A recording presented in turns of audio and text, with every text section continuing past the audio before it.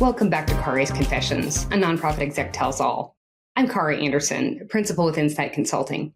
I've spent 25 plus years in the nonprofit sector in leadership roles with 7 organizations.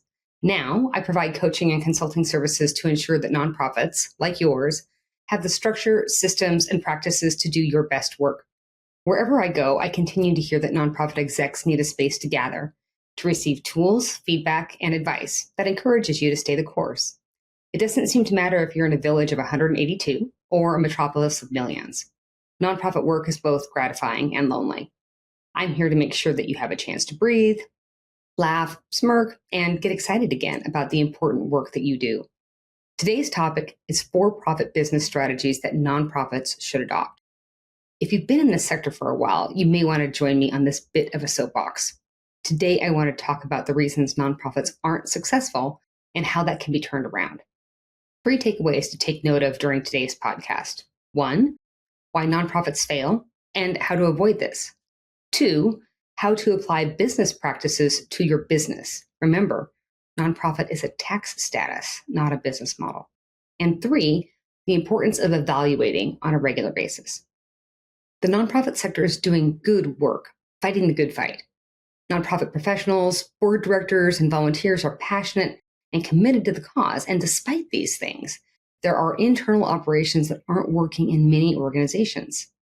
The Foundation Group posted an article in May of this year about why nonprofits fail and a few alarming stats. Quote, the National Center on Charitable Statistics says 30% of nonprofit businesses fail within the first 10 years. So this stat's concerning, but what's even more concerning to me is thinking about how many nonprofits are potentially struggling with staffing, funding, and mission drift, just barely staying open. So they're not even hitting that particular stat. Here are some reasons that nonprofits don't succeed. First and foremost, lack of planning. Almost all for-profit businesses have to have a formal business plan before they open their doors. It's essential for funding and essential for ongoing operations. Planning for nonprofits is just as important. A business plan at the beginning and a lack of a business plan in the beginning and a lack of strong strategic planning on a regular basis ends up being the downfall of many of our nonprofits. Planning is just so critical. Number 2, a lack of funding. This is innately connected to a lack of funding.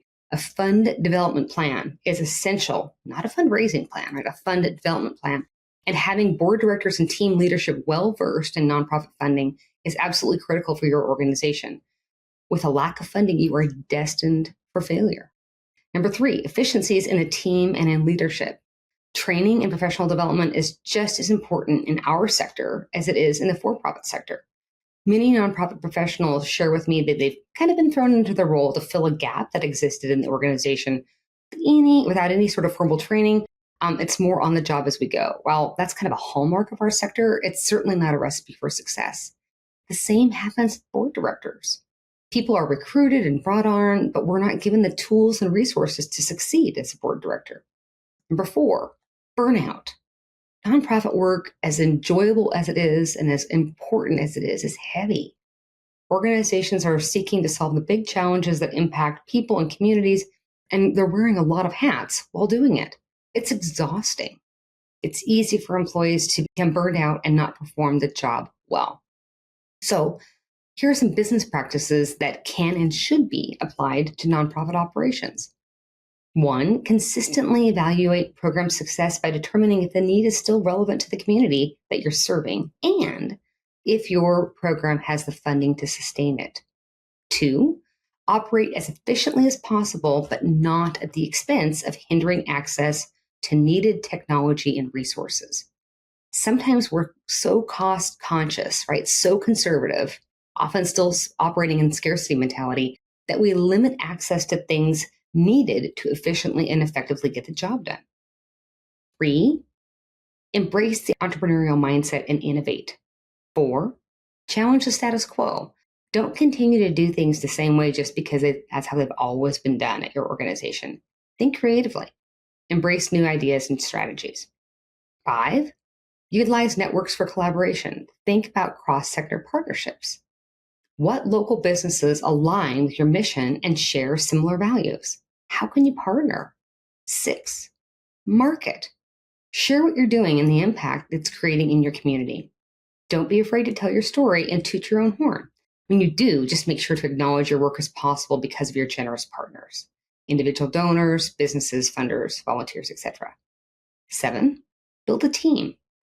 Friends, be incredibly intentional about who you hire and who you recruit to join your board. People matter and one of the biggest assets that you have. Don't operate from scarcity mode thinking that you're short-staffed and you just need people, or what I hear pretty commonly, well, we just need someone that has a pulse to join the board. Once you hire the right people, move into retention strategy. People.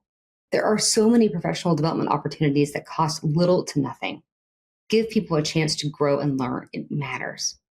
8, get creative with employee perks and benefits. I recognize that not all nonprofits have the resources to provide full benefits, but make a plan to get there and start somewhere and grow every year. Do what you can to provide essential benefits and then get creative about perks that provide benefits that don't break the bank. Think about gym memberships, additional PTO time, time off for volunteering. 9, be accessible to stakeholders. Your organization must be transparent and accountable to your donors, partners, employees, volunteers, and board directors. Communicate regularly through your website, annual report, impact updates, and email. Think about your favorite for-profit company and the reasons you love them. I bet it has something to do with communication, their brand, and values. 10, be accessible. Make sure people know the faces behind your organization. Share contact information on your website for your staff and list board members. People connect with people. Let them see your face and know who you are. I'll leave you with this. As nonprofit professionals, you are doing the hard work. You're doing meaningful work and you're making a difference. I encourage you and your team to maximize your impact by doing these things. Prioritize making decisions that build employee retention and hold one another accountable. Make financial decisions based on a balance of immediate needs and long-term sustainability. Train your staff and your board and provide them with the resources needed to do their job effectively. And plan.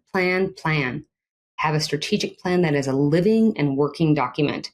Have a well-developed funded development plan. Partner and innovate.